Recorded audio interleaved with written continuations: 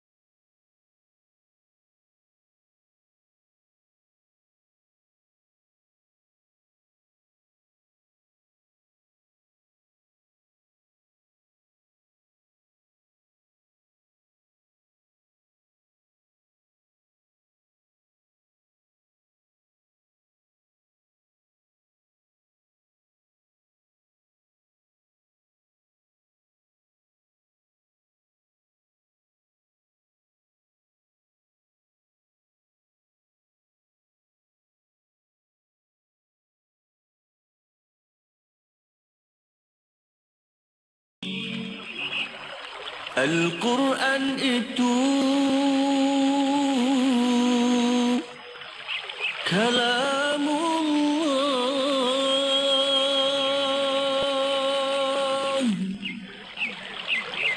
petunjuk bagi insan beriman.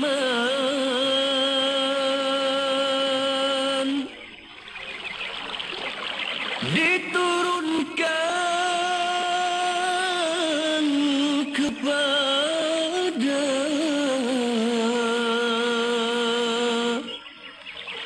Nabi junjungan kita,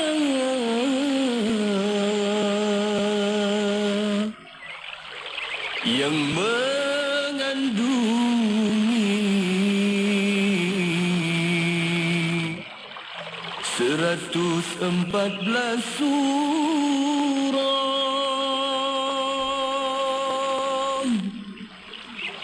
berkat dan berbahagialah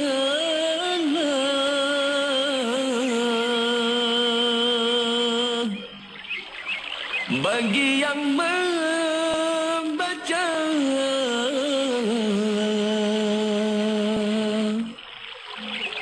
dan mengamalkan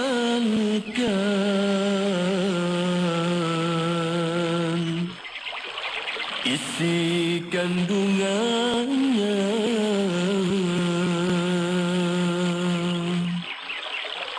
Johor Bahru 106.2 FM atau muat turun aplikasi IKIP FM di Google Play dan Apple App Store di telefon pintar anda.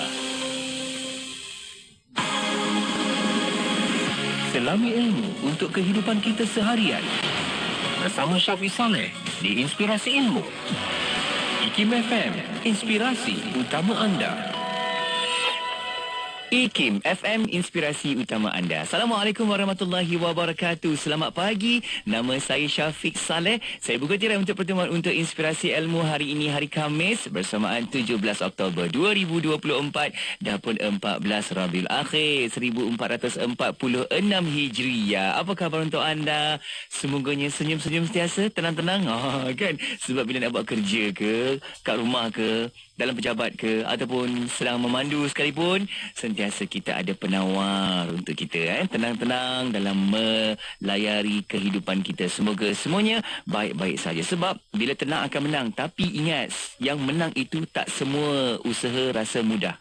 Tetapi juga tidak akan menjadi mustahil kalau kita bawakan setiap perjalanan kita ini dengan doa dan juga usaha. Pasti akan selalu ada pertolongan dari Allah yang Maha Kuasa. Masya Allah. Sentiasa bersemangat dan usaha dengan sebaik mungkin dalam apa sahaja rutin harian kita. Semoga dapat raih lagi redha Allah, dapat bertakwa kepada Allah Subhanahu Wa Taala dan kekalkan amalan kebaikan kita. Amin, amin. Okey. Baik, saya akan terbangkan anda sampai 1 tengah hari nanti. Tapi sebelum tu nak terima kasih kepada tim Inspirasi Pagi. 2 orang penyampai kita tadi, Masya Allah, penuh meriah dengan ilmunya, dengan topik yang dibincangkan dan juga celoteh 2 orang DJ kita pagi tadi. Kan, Masya Allah. Kita akan sambung lagi selepas ni. Kita nak bawakan kepada anda rancangan Tahsinul Ibadah. Kita buka kitab Bacaan Matan Al-Zubat bersama dengan Ustaz Ahmad Lutfi Muharram. Sekarang jom kita berhibur dahulu. Buka tirai lagu dandangan dari Ustaz Muhammad Al-Amin, Asma'un Nabi. Teruskan kekal bersama IKIM FM, inspirasi utama anda. Allahumma salli wa sallim wa barik alaihi wa ala alihi wa ashabihi ajma'in.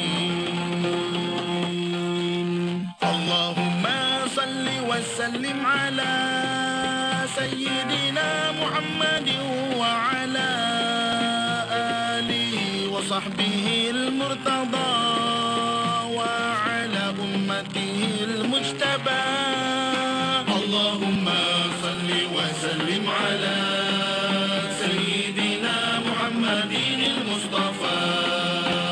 محمد أحمد حامد محمود أحيا واحد محن حاشر عاقب طه ياسين طاهر مطهر طيب سيد رسول نبي رسول رحمة كوثم جميع متفق في رسول ملاحم رسول راحة كميل إكليل مدثير مزمل عبد الله حبيب صفي الله نجي الله كليم الله ختم الرسل ختم الأنبياء محيي منجي مذكر ناصر منصور نبي رحمة نبي التوبة حريص عليكم معلوم شهير شهيد شاهد مشهود بشير مشير نذير منذر نور سراج مصباح هدى مهدي منير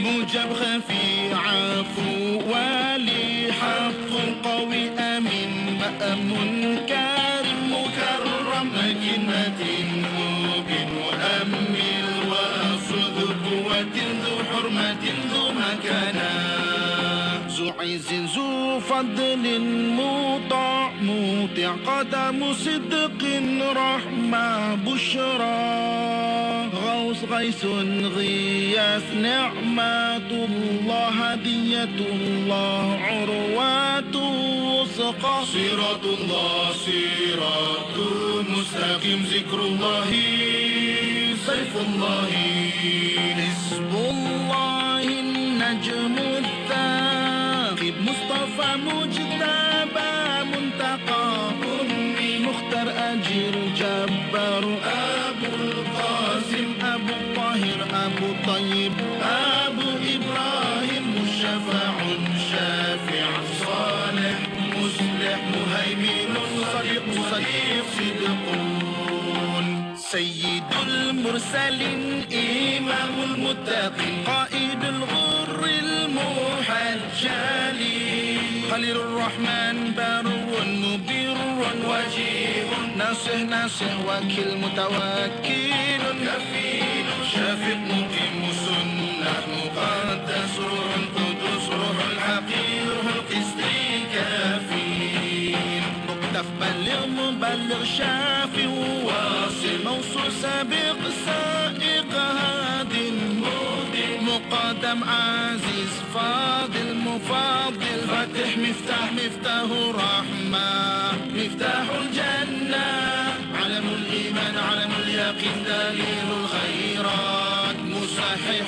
الحسنات مقيل العثرات سفوح عن الزلات صاحب الشفاعة صاحب المقام صاحب القدم مخصوص بالعز مخصوص بالمجد مخصوص بالشرف صاحب الوسيلة صاحب الفضيلة صاحب السيف صاحب الإزار صاحب الحجة صاحب السلطان صاحب الرداء صاحب الدرجة رفيعة صاحب التاج صاحب المغفار صاحب اللواء صاحب المعراج صاحب القضيب صاحب الغراب صاحب الختم صاحب العلامة صاحب البرهان صاحب البيان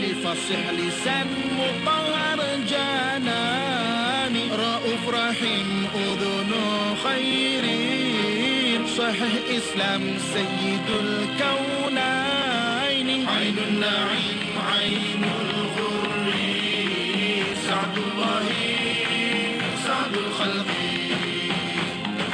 خاتم الأمم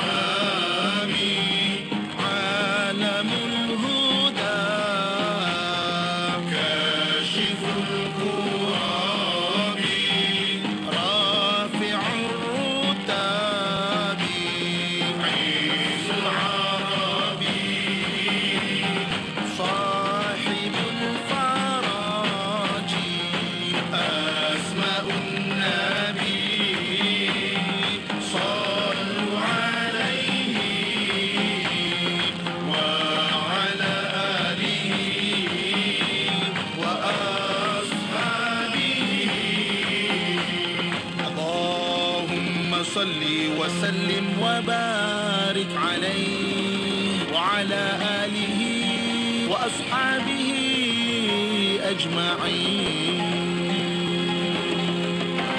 Permohonan adalah dipelawa daripada warga negara Malaysia yang berkelayakan untuk mengisi jawatan di Institut Kefahaman Islam Malaysia sebagai Eksekutif Dana Penyelidikan Grade DQ41. Jawatan adalah bertaraf tetap, tempoh percubaan 1 tahun sehingga maksimum 3 tahun tertakluk kepada prestasi dan syarat-syarat yang ditetapkan. Calon hendaklah berumur tidak kurang daripada 30 tahun pada tarikh tutup iklan jawatan, memiliki sekurang-kurangnya ijazah sarjana muda daripada universiti awam atau kelayakan yang diiktiraf setaraf dengannya oleh kerajaan dalam sebarang bidang sains, sastra, sains sosial, perundangan, pengajian Islam atau yang bersesuaian, mempunyai pengalaman penyelidikan tidak kurang daripada 2 tahun di Institut Pengajian Tinggi atau institusi penyelidikan sama ada dalam sektor awam maupun swasta akan dinilai sebagai satu kelebihan. Tadbiran tugas mengenal pasti sumber-sumber dana luar untuk menjalankan penyelidikan, membangunkan pangkalan data dan memberikan hikmat nasihat kepada ahli akademik IKIM berkaitan dana penyelidikan dan perancangan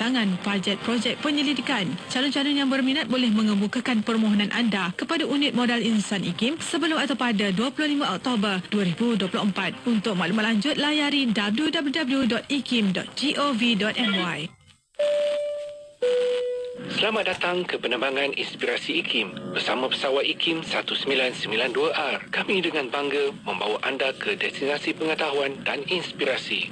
Temui dunia baru melalui buku-buku IKIM yang memberi inspirasi dan informasi. Dapatkan koleksi terbaik kami di ikimniaga.my atau aplikasi Shopee Cari IKIM Jarak Niaga. Terima kasih kerana memilih untuk terbang bersama kami ke dunia pengetahuan dan inspirasi yang penuh makna.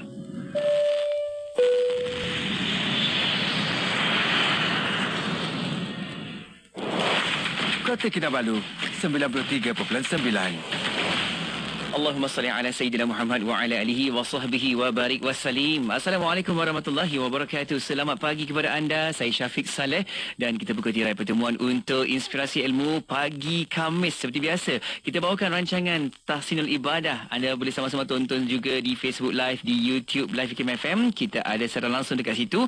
Jom sertai kita sebab nak bawakan perbincangan soal jawab agama. Juga kita bawakan dalam perkongsian menerusi kitab rujukan Intisari Matan Al-Zubair. Okey. Dan anda juga boleh WhatsApp juga ke talian WhatsApp konti 011-29004004. Pandangan juga persoalan anda yang boleh kita bincang-bincangkan di sini.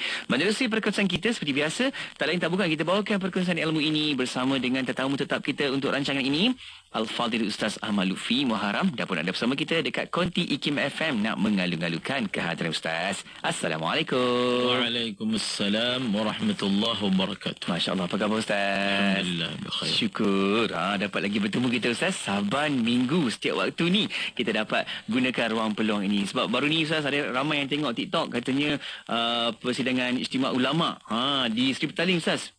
Meriah Ustaz Ya Allah kan. Ramai yang turun daripada baru ni daripada utara katanya. Daripada utara. Ikut daerah tertentu masing-masing zon masing-masing lah kan. Ya. Alhamdulillah semua dapat berkumpul kan. Syukur.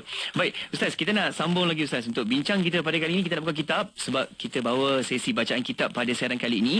Nak sambung lagi dekat bahagian bab 32 muka surat 171 tentang ikrar ataupun pengakuan, dan kita nak sambung di petikan 606. Ustaz, sebagai sambungan silakan. Bismillahirrahmanirrahim. Alhamdulillahirabbil alamin. Wa sallallahu ala Sayyidina Muhammadin wa ala alihi wa sahbihi ajma'in, amma ba'd. Terima kasih kepada DJ Syafiq. Semoga Allah Subhanahu wa taala memudahkan segala urusan. Amin. Dan seterusnya sidang pendengar IKIM yang dirahmati Allah Subhanahu wa taala, menyambung bacaan daripada kitab Matan As-Saffatiz Zubad, iaitu pada hari ini di bait syair yang ke-606 di bawah tajuk Al-Iqrar. Kata pengarang, an haqqina laysa ar-ruju'u yuqbalu bal haqqu rabbi farruju'u afdalu. Baik, maksudnya tidak diterima penarikan balik pengakuan yang berkaitan dengan hak kita, yakni manusia sesama hamba. Bahkan pengakuan yang berkaitan hak-hak Allah, maka penarikan balik ikrar itu adalah diterima. Iqrar berkaitan dengan pengakuan. Ya. Pengakuan ada berbentuk pengakuan tanggungjawab harta. Pengakuan juga ada datang dalam bentuk pengakuan jenayah. Pengakuan yang melibatkan hak Allah, seperti pengakuan zina, seperti pengakuan liwat, seperti pengakuan yang berkaitan dengan hak Allah Subhanahu wa taala, boleh ditarik balik.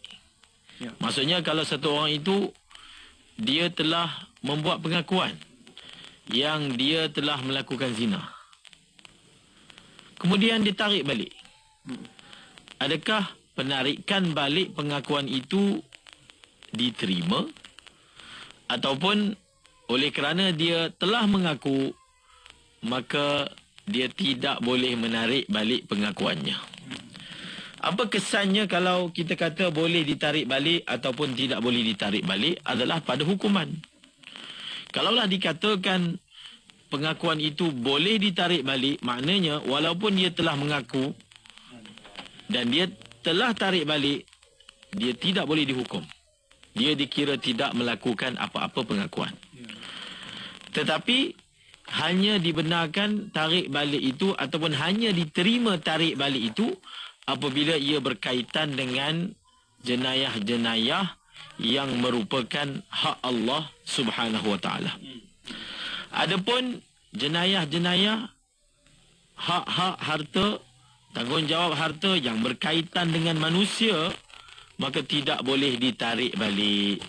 Contoh, satu orang itu telah membuat pengakuan bahawasanya saya ada berhutang dengan si fulan dengan jumlah sekian-sekian.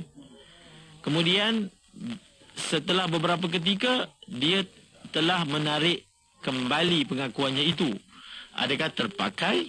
Penarikan pengakuan tadi tidak terpakai. Bahkan dia akan terus dipertanggungjawabkan atas pengakuannya itu. Inilah yang diterangkan oleh oleh pengarang pada bab penarikan balik pengakuan. Bahkan dinyatakan di sini, maka penarikan balik ikrar itu adalah lebih utama. Adalah lebih utama. Farruju'u afdalu, adalah lebih utama. Di sini dalam terjemahan mungkin ada perlu dibaiki. Penarikan balik ikrar itu adalah lebih utama. Seperti mana kisah seorang pemuda yang telah membuat pengakuan berzina. Nabi telah memberi isyarat supaya dia tarik balik. Nabi enggan untuk melihatnya di sebelah kanan, dia datang sebelah kiri, dia mengadu lagi yang dia telah berzina, kemudian datang ke depan. Nabi memberi isyarat, Nabi tidak boleh mengarahkan dia tarik balik sebagai pihak pelaksana hukuman. Tetapi itu adalah isyarat daripada Rasulullah bahawasanya kamu boleh tarik balik pengakuan. Sehingga Nabi bertanya kepada dia, adakah kamu ini gila? Tidak, saya tidak gila. Saya sedar apa yang saya mengaku ini. Dan setelah berkali-kali dia telah membuat pengakuan tersebut, maka tidak ada jalan lain melainkan perlu dilaksanakan hukuman di atas pengakuannya itu. Kerana contohnya dalam bab hudud penzinaan, bagaimana disabitkan hukuman misalnya rejam ataupun hukuman 100 sebatan bagi yang belum berkahwin. Pertama dengan saksi. Kita perlukan 4 orang saksi yang melihat peristiwa itu serentak. Dan perkara ini untuk dicapai sangat sukar. Bagaimana 4 orang saksi itu boleh melihat perbuatan berzina itu secara serentak? Ia sukar. Dan biasanya hukuman terhadap jenayah zina itu adalah sabit melalui pengakuan. Melalui pengakuan. Di zaman Rasulullah pun ia sabit melalui pengakuan. Namun oleh kerana dia melibatkan hak Allah, masih ada ruang dan peluang kepada pelaku jenayah itu untuk menarik balik. Tapi kalau dia tetap berkeras untuk membuat pengakuan, dan mungkin ulama telah tafsirkan mengapa sahabat itu mendedahkan keaibannya. Bukankah lebih baik dia menutup keaibannya, kemudian bukankah Nabi juga telah memberi isyarat kepadanya supaya menarik balik? Begini, seperti yang diterangkan oleh ulama, boleh sahaja beliau bertaubat bersendirian. Beliau menyesali perbuatannya. Oleh kerana sahabat ini dia rasa tak tenteram. Dia tak pasti adakah taubatnya itu diterima ataupun taubat itu tidak diterima. Manakala kalau dia telah dilaksanakan hukuman ke atas dirinya, maka secara pasti dosanya telah diampunkan, maka dia ingin mengambil yang pasti itu. Bila sudah dilaksanakan rejam ke atas dirinya, secara pasti dosanya telah diampunkan. Adapun kalau dia semain taubat, adapun kalau dia istighfar, mungkin diterima, mungkin tidak diterima, maka dia ingin mengambil jalan yang lebih tenteram. Masya Allah, ini adalah merupakan iman para sahabat radhiyallahu anhum ajma'in.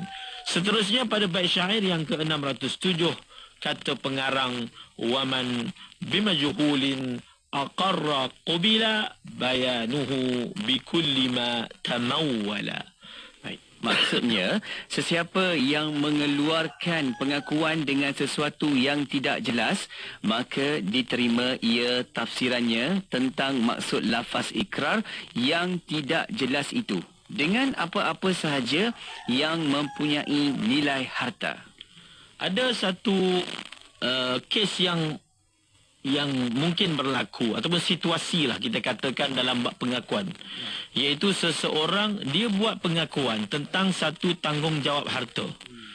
namun dia tidak menjelaskan secara figure berapa. Contohnya, saya ada berhutang dengan Zaid. Begitu je sahaja. Tanpa menyatakan jumlahnya, tanpa menyebut nombornya. Maka adakah dia akan dipertanggungjawabkan di atas pengakuan dia itu? Jawapannya ya. Dia akan dipertanggungjawabkan. Masalahnya dia tidak menyatakan berapakah jumlah hutangnya. Kaedah penyelesaian yang disarankan oleh fuqaha adalah bila dia kata dia ada hutang. Bila sebut contohnya dia ada hutang duit misalnya, ataupun dia ada hutang beras misalnya, dia ada hutang gandum misalnya, maka kita mahkamah, qadhi, hakim akan menafsirkan hutang yang dia sebut secara sama itu tanpa menyebut figure dengan apa-apa tafsiran yang paling minima. Paling minima yang boleh disifatkan sebagai harta. Dan di atas tafsiran minima itu, maka dia akan dipertanggungjawabkan untuk bayar. Maka mahkamah akan tafsirkan, dia kata dia ada hutang beras. Jadi berapakah kadar beras yang sudah mempunyai nilai? 1 cupak beras, maka ditafsirkan sebagai 1 cupak beras dan dia akan dipertanggungjawabkan untuk membayar 1 cupak beras. Oleh kerana apa? Ini dalam situasi apa? Ini dalam situasi apabila pengakuan itu dibuat secara sama. Secara tidak menyatakan figure, hanya menyatakan hutang. Dia tetap dipertanggungjawabkan. Pengakuan dia itu sah. Cuma cara nak tafsirkan pengakuan dia itu akan diserahkan kepada mahkamah dan mahkamah akan tafsirkan sebagai bikulli ma tamawwala, kata pengarang, dengan apa-apa sahaja yang mempunyai nilai harta. Dia tak bolehlah tafsirkan makna hutang beras itu sebiji beras. Sebiji beras ni tak ada nilai. Mana ada orang berhutang orang lain sebiji beras? Sebiji beras nak buat apa? Sebutir. Sebutir beras nak buat apa? Nak tutup lubang dinding. Ya mungkin? Tak pasti. Jadi tak ada nilai, tak boleh ditafsirkan dengan suatu nombor ataupun suatu kadar yang tidak ada nilai. Masya-Allah, itu dia.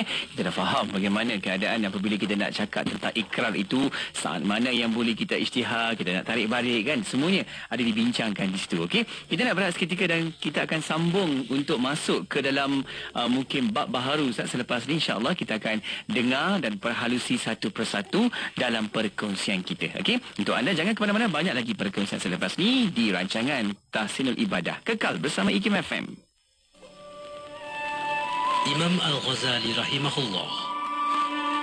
Abu Hamid Muhammad ibn Muhammad ibn Ahmad Al-Ghazali lahir pada tahun 450 Hijriah di Ghazalah, pinggir kota Tus, iaitu bahagian timur laut Iran kini. Antara gelaran yang diberikan kepada beliau termasuklah Hujjatul Islam, Syekhul Islam, Barakatul Anam, Sirajul Mujtahidin dan Zainul Abidin. Imam Al-Ghazali terkenal sebagai ilmuwan agung Islam, pemikir Islam dan mujaddid bagi kurunnya. Gurunya Imam Al-Juwaini yang dikenali sebagai Imam Al-Haramain pernah mengatakan bahawa ilmu Imam Al-Ghazali seumpama lautan yang tidak bertepi. Imam Al-Ghazali mempelajari ilmu fiqh, ilmu usul, ilmu mantiq, ilmu falsafah, ilmu kalam, ilmu perdebatan dan ilmu bahasa semasa mengikuti pengajian di Madrasah An-Nizamiyah di kota Naisabur. Beliau mempelajari ilmu tasawuf daripada Syekh Abu Ali Al-Fadl, Ibn Muhammad Al-Tusi dan Syekh Abu Bakar Yusuf An-Nasaj Al-Tusi. Imam Al-Ghazali menghasilkan risalah dan ratusan buah kitab. Antara kitab karangan beliau termasuklah Ihya Ulumuddin, Bidayatul Hidayah, Al-Iqtisad fil I'tiqad, Maqasid Al-Falasifah, Tahafut Al-Falasifah, Al-Munqidh min Ad-Dalal, Kimya'us Sa'adah, Al-Wajiz dan banyak lagi. Imam Al-Ghazali menjadi rujukan para sufi selepas beliau kerana dianggap sebagai ilmuwan Islam yang menguasai ilmu hakikat dan syariat.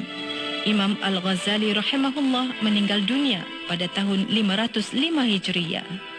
Petikan daripada buku Khilafiyah persoalan dan penjelasan. Tulisan Ustaz Muhadir Haji Jol. Peringatan kepada semua pemandu-pemandu. Lorong-lorong yang disediakan di negara kita ni ada 2, 3, 4 lorong. Ada yang 5 lorong pada satu hala. Dan kerajaan menghabiskan duit berjuta-juta walaupun tuan-tuan bayar tol, tetapi keselamatan itu diutamakan. Jadi lorong yang paling kiri itu adalah pemanduan yang bawah daripada 70 km sejam. Lain yang kedua 80, lain yang ketiga 90 dan lain yang lalu untuk lain memotong yang dalam sekali ke kanan sekali itu adalah 110 had laju di negara kita. Jadi kalau tuan-tuan bawa kereta yang sisinya kecil, kenapa mesti duduk di lorong paling laju?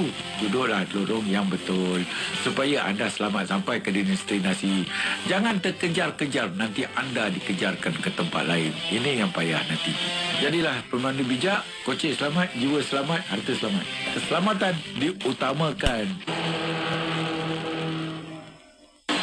Negeri Sembilan 102.7. Hanya yang terbaik bersama IKIM FM, inspirasi utama anda. Saya Syafiq Saleh, masih lagi temankan anda di rancangan setiap pagi Khamis ni. Ada rancangan Tahsinul Ibadah. Jom tonton di Facebook Live, di YouTube Live IKIM FM. Kita nak sama-sama bincang-bincangkan dalam soal jawab ibadah, soal jawab agama. Dan kita nak fokus lagi pada hari ini untuk sesi bacaan kitab kita menerusi rujukan kitab Matan Al-Zubat. Okay? Dan kita nak masuk ke bab yang ke-33 pula, berkaitan dengan pinjaman barang. Ustaz, jom kita nak sambung lagi Ustaz untuk bicara selanjutnya ini. Silakan. Bismillahirrahmanirrahim. Kata pengarang, tasihhu in waqataha aw atlaqa fi 'ainin tifa'uha ma'al baqa. Baik, maksudnya sah akad meminjam barang atau harta jika dinyatakan kadar waktu atau secara mutlak pada barang penggunaannya dan kekal ain zatnya. Bab yang kita baru masuk pada hari ini adalah berkaitan dengan meminjam barang. Ini selalu kita buat. Pinjam barang. Pinjam motor, pinjam pen, pinjam kalau mak-mak mungkin pinjam cawan, pinjam pinggan, pinjam kuali. Pinjam bawang tak termasuk. Meminjam lah. Dia ada beza antara meminjam dengan berhutang. Meminjam ni kita akan pulangkan barang yang sama. Kalau berhutang kita tak pulangkan barang yang sama. Kita pulangkan barang yang seperti. Ya.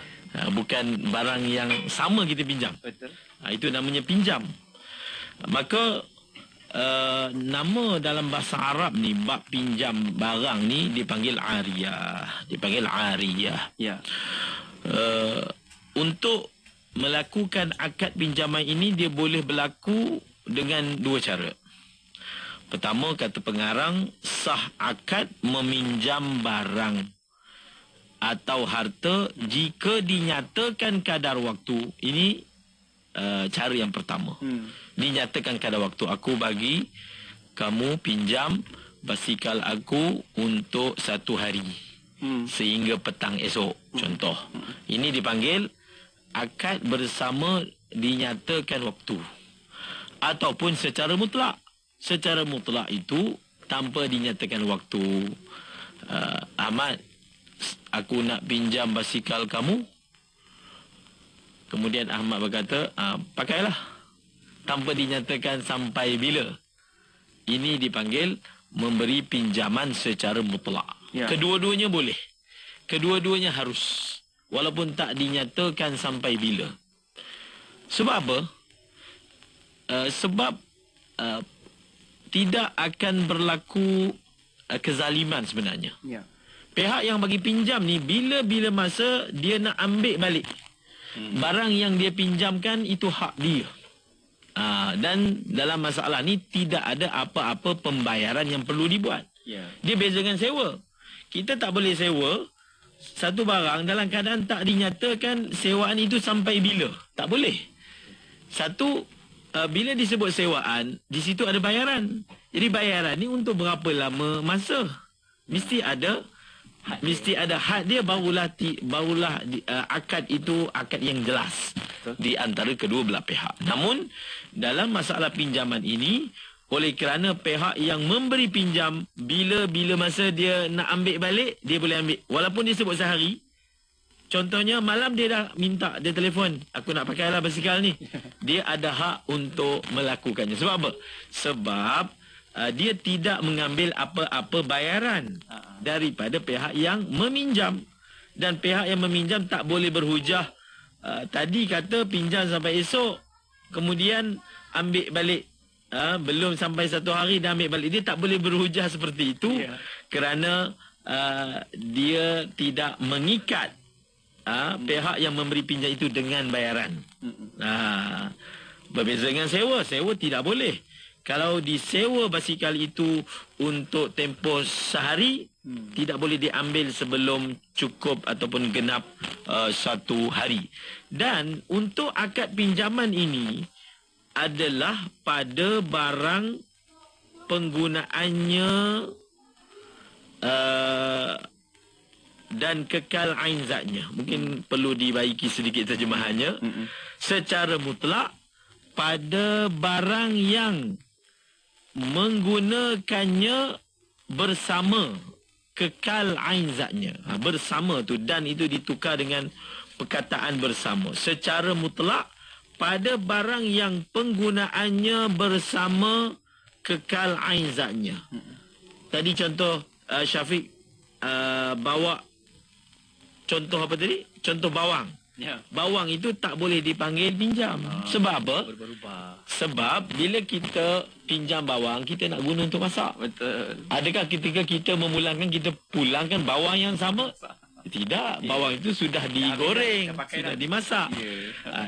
Untuk akad pinjaman, syaratnya adalah barang yang dipinjam itu boleh digunakan dalam keadaan kita tak perlu melupuskan ainnya.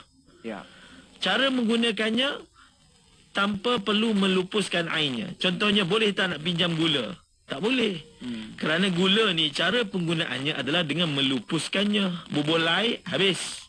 Pinjam bawang, tak boleh. Melupuskannya. Pinjam beras, tak boleh. Dia tak dipanggil pinjam. Sebenarnya kalau beras dan seumpamanya, ia dipanggil hutang. Walaupun bahasa makcik-makcik, ibu-ibu, mak-mak, dia guna perkataan pinjam, ayat yang lebih tepatnya adalah hutang. Nak hutang secupak beras, nak hutang sebiji bawang misalnya. Itu ayat yang tepatnya, insya-Allah. Jadi untuk akad pinjaman ini hanya untuk barang-barang yang apa? Yang penggunaannya tidak melupuskan ainnya. Maka berbangkit soalan, saya pinjam pen daripada seseorang. Bukankah ketika saya menggunakan pennya, dakwat yang saya pakai itu lupus? Tidak mungkin dikembalikan. Kalau dakwat itu perlu dikembalikan, tak ada makna saya pinjam pen daripada dia. Kerana saya mahu dakwat itu tetap di atas kertas.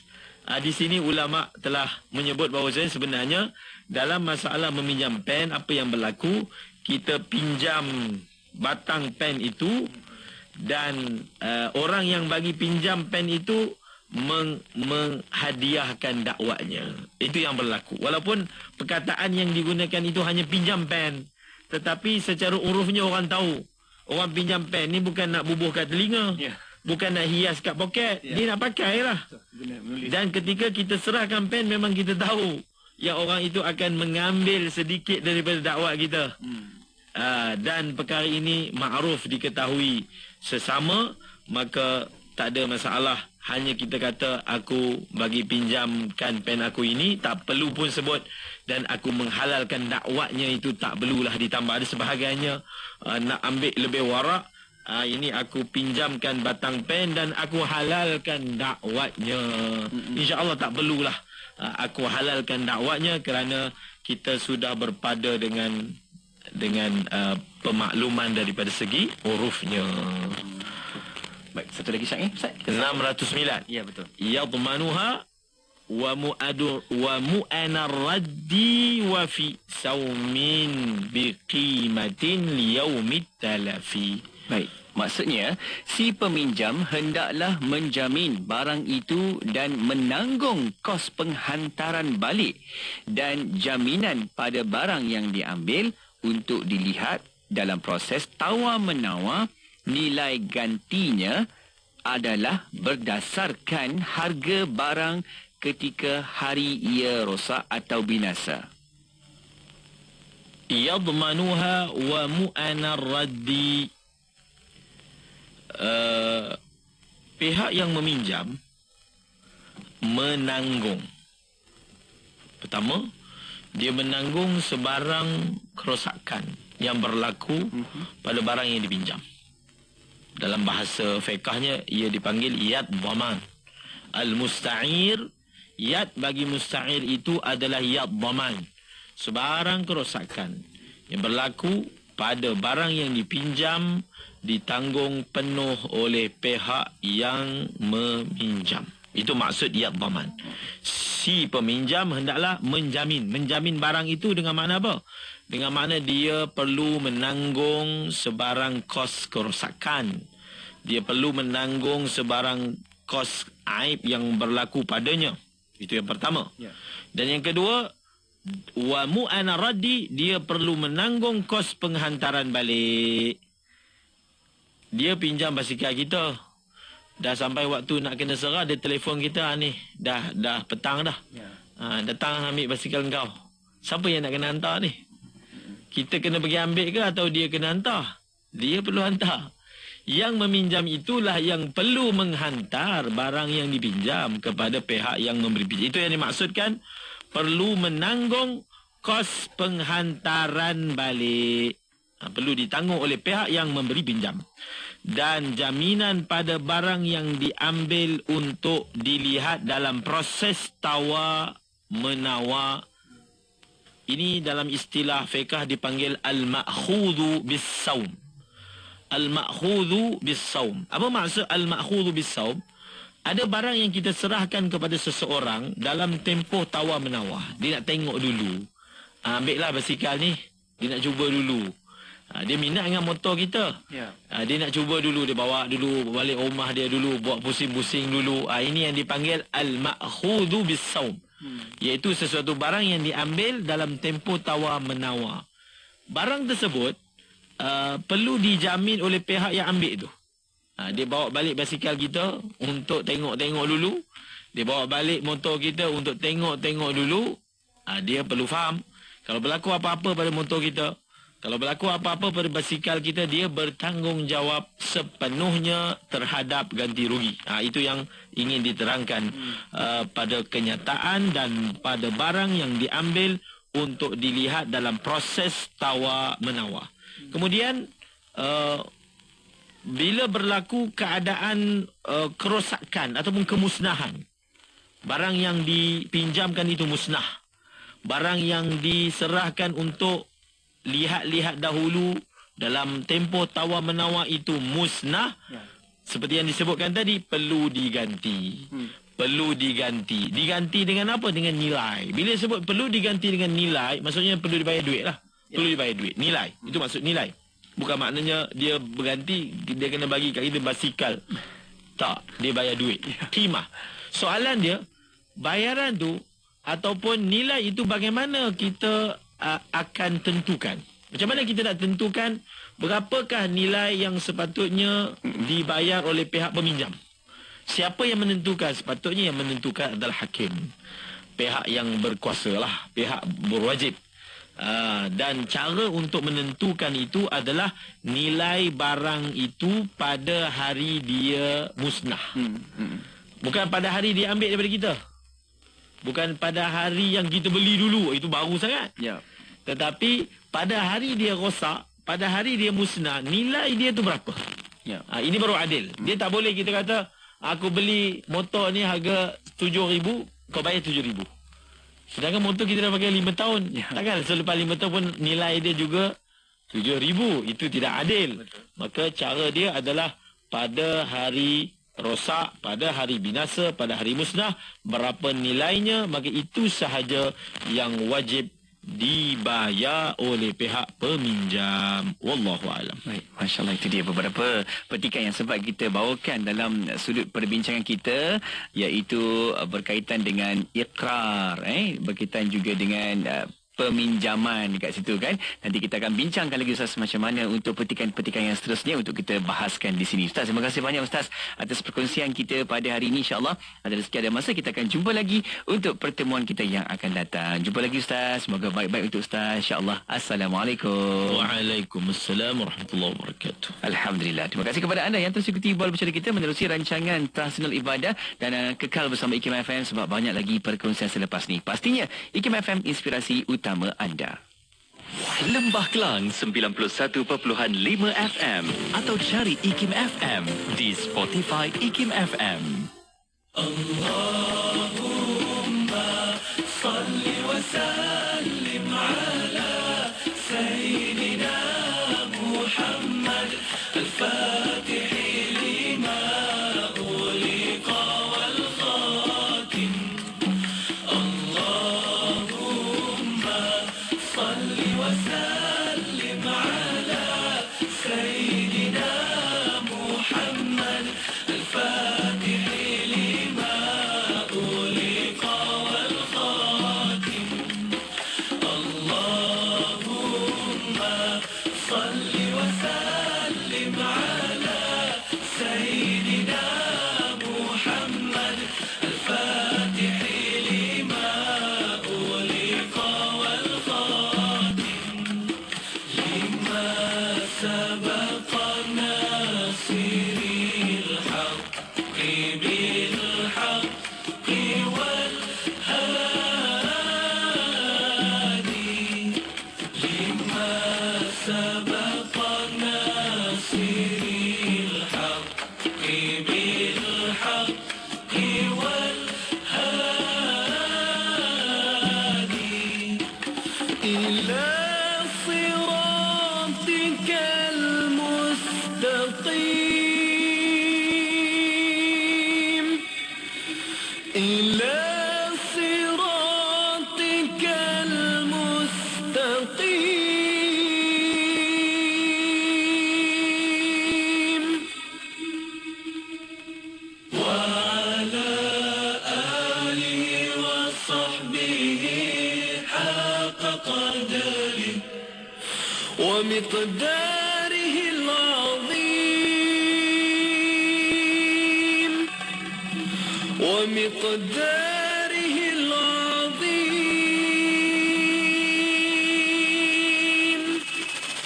اللهم صل وسلم على سيدنا محمد الفاتح لما أغلق والخاتم.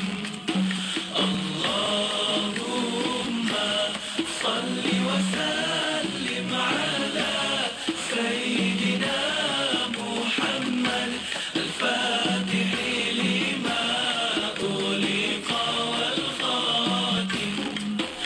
اللهم صل وسلم على سيدنا محمد الفاتح لما أغلق. Di sini saya ingin memberi maklum kepada semua pengguna-pengguna jalan raya. Ketika hujan, ramai pemandu-pemandu kita memasangkan hazard light, iaitu keempat-empat lampu isyarat menyala serentak. Hazard light ini atau lampu kecemasan ini hanya digunakan sewaktu kecemasan saja. Keempat-empat signal ini menyala dan kadang-kadang dia mengikori antara grup satu dengan satu, iaitu escort yang digunakan oleh pihak berkuasa. Dan kita tak perlu guna kalau kita memandu. Kalau kita menyalakan lampu hazard light adalah untuk kecemasan waktu kita berhenti di bahu jalan, bukan sepanjang jalan pasang hazard untuk memaklum orang hari hujan. Tak perlu. Jadi hazard ni bukan digunakan sepanjang masa. Jadilah pemandu bijak, kocek selamat, jiwa selamat, harta selamat. Keselamatan diutamakan. Rasa kecewa jenama anda masih sendu? Bertambah risau bila jualan pun suram? Jangan risau, iklankan di IKIM FM. Kami tolong perkenalkan jenama anda. IKIM FM ada lebih 1 juta pendengar. IKIM FM boleh didengari di seluruh Malaysia. IKIM FM ada platform media sosial yang mempunyai 995,000 pengikut yang aktif. Tunggu apa lagi? Hubungi unit pemasaran IKIM FM 017-323-5413 atau 03-6204-6384 atau layari inspirasi utama anda di www.ikimfm.my. Alo, ibu rasa nak beri sikit sumbangan dekat tahfiz. Boleh carikan tahfiznya tak? Ni ibu, kebetulan Along tengah tengok satu tahfiz ni. Mahat Tahfiz Al-Maghfirah di Lenggeng Negeri Sembilan. Apa yang diorang nak buat dekat situ? Tahfiz ni nanti bakal memuatkan 200 orang pelajar tahfiz dalam satu-satu masa. Bukan hanya hafal Al-Quran dan belajar akademik saja. Mereka ni nanti akan belajar sukan-sukan sunnah seperti berenang, memanah dan berkuda tahu ibu. Bukan sahaja 30 juzuk di dada, tapi serba boleh. Macam mana nak sumbang? Layari sedekahym.my. Hubungi 019-651-9663. Ingat tak ibu? Sedekahym.my. Setiap hari, anda nikmati jalan, sekolah, hospital dan khidmat pasukan keselamatan. Semua ini bermula dengan langkah kecil. Lapor pendapatan dan bayar cukai. Sumbang kepada masa depan yang lebih makmur. Cukai anda, masa depan kita semua. Layari hasil.gov.my sekarang. Untuk Malaysia. Kota Kinabalu 93.9 FM dan ikuti podcast IKIM FM di podcast.ikim.my.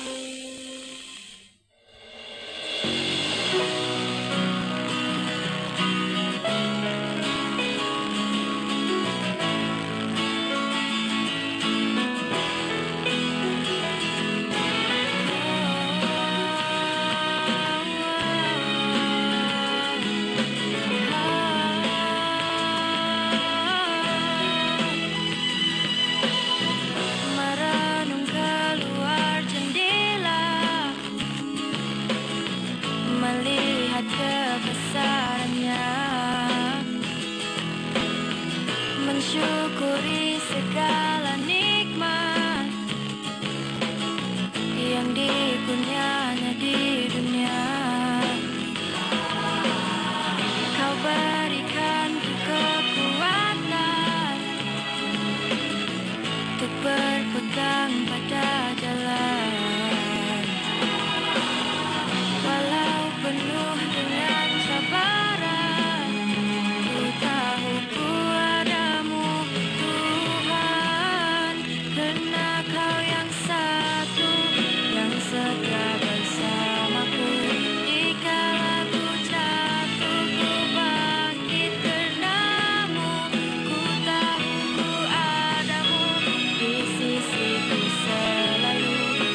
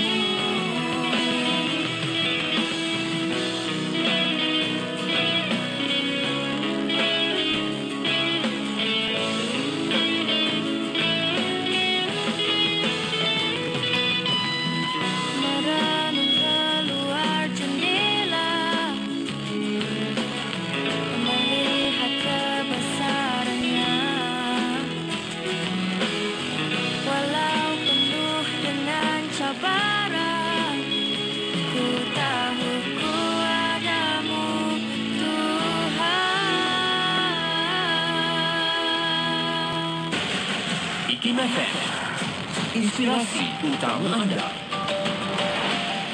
Bismillahirrahmanirrahim.